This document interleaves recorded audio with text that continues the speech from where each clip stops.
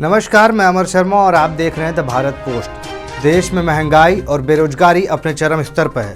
जहां तमाम राजनीतिक पार्टियां, छात्र दल और छात्र संगठन सरकार के खिलाफ मोर्चा संभाले हुए हैं, वहीं सरकार इस मामले में चुप्पी साधे हुए है और लगातार अपनी प्रतिक्रिया देने से बचते हुए नजर आ रही है।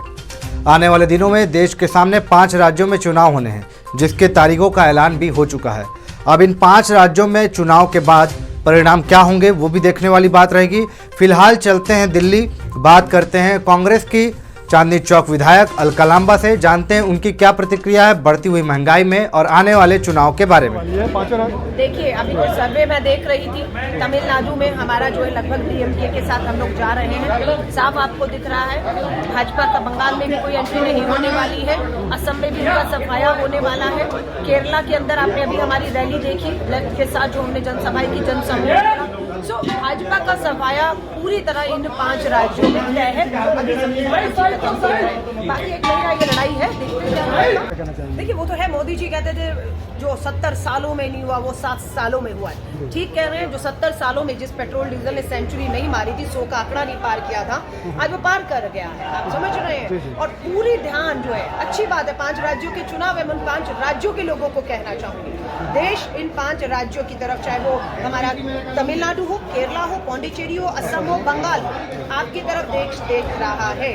आपका मैंडेट अगर फिर इन्हीं के लिए जाता है तो आपके साथ देश को फिर मार पड़ेगी कि आप ये बढ़ते दामों से, बेरोजगारी से आपको फर्क नहीं पड़ रहा और एक के बाद एक मार पड़े। और अगर इन राज्यों में भाजपा का सफाया होगा तो मुझे कि भाजपा को भी एक बहुत बड़ी चोट लगेगी और ये चोट उनको एक समझ देगी कि अपने कदमों को पीछे लीजिए, लोगों का शोषण बंद करिए, दाम वापस। जिस प्रकार आपने सुना, अलका लांबा जी ने स्पष्ट तौर पर यह साफ कर दिया है कि आने वाले चुनाव में भाजपा का सुपड़ा साफ होना तय है। अलका लांबा जी यह भी मानती हैं कि आने वाले समय में लोगों का भरपूर साथ मिलने वाला है कांग्रेस पार्टी को।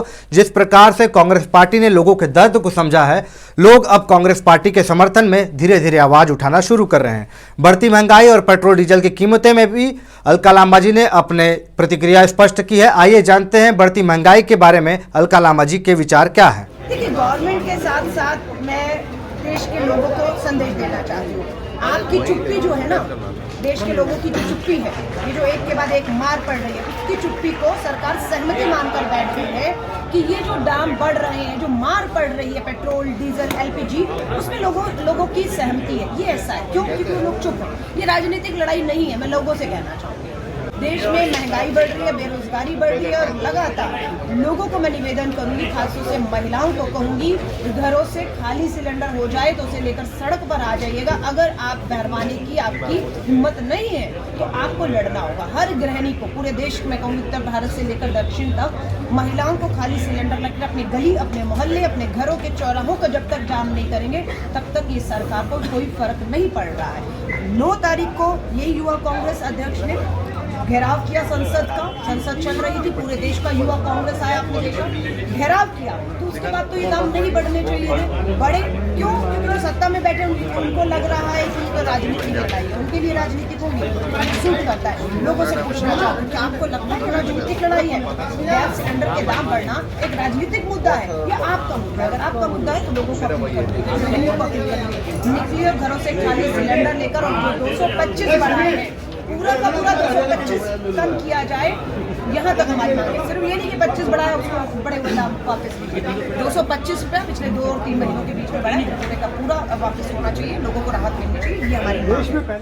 जैसा आपने देखा, अलका लांबा जी ने बढ़ती महंगाई और पेट्रोल डीजल की कीमतों पर सरकार के साथ साथ आम जनता को भी इसका बराबर से जिम्मेदार माना है। इनके अनुसार लोगों की चुप्पी सरकार को सहमति प्रदान कर रही है।